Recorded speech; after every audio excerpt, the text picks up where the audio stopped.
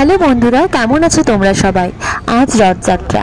প্রতিদিন সকালের মতো আজকে ছাদ বাগানে ফুটে থাকা ফুলগুলো ডালিতে এক এক করে সাজিয়ে নিলাম ঠাকুরের পুজো দেব বলে।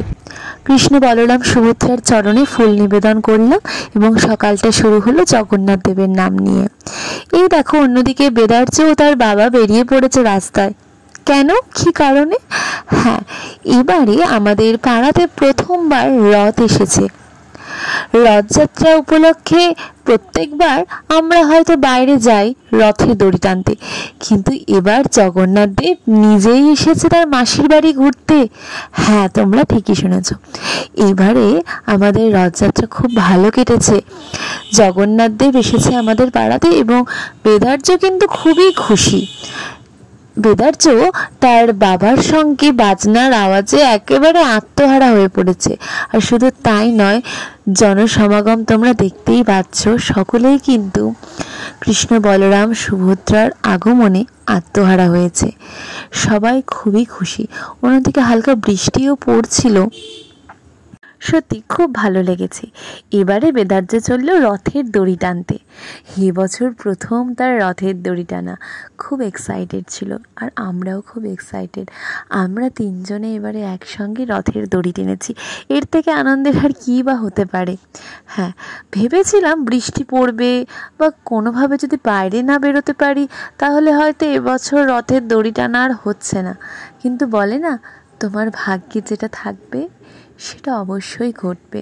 হ্যাঁ, হয়তো তাই ছিল তার স্মরণ পাওয়া। হ্যাঁ, আমাদের বাড়ির সামনেই একেবারে জগন্নাথ দেব এসে পৌঁছেছেন, আর আমরা তিনজন মিলে সেই রথের দড়ি টানলাম এবং সেই পুজো দর্শন করার সুযোগ পেলাম। আর সকলে কিন্তু খুব আনন্দ পেয়েছিল আজ।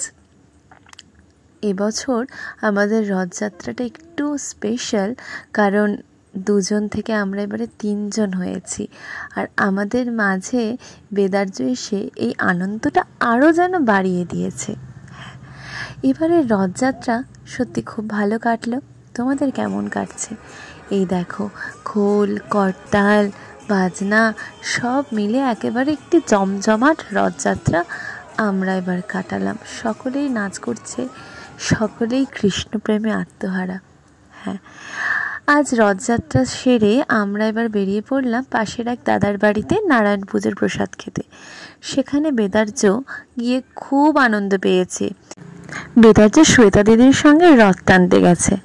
শ্বেতা খুব মিষ্টি একটি মেয়ে, সে খুব ভালো, তার হাতের কারিগরি, সে নিজের হাতে এই রথ তৈরি করেছে। খুব ভালো, তোমরা অবশ্যই তাকে সাপোর্ট করো। হ্যাঁ, এরপরে আমরা চলে গেলাম আমার বড় ননদের বাড়িতে, অর্থাৎ বেদার্যের বড় পিসির বাড়িতে। সে বড় পিপির বাড়িতে গিয়ে তার দিদিকে পেয়ে তো খুব খুশি। দিদি আর ভাই মিলে একেবারে কি বলবো, আর খুব মজা করেছে। তো দেখা হচ্ছে এরপরে নেক্সট ব্লগে।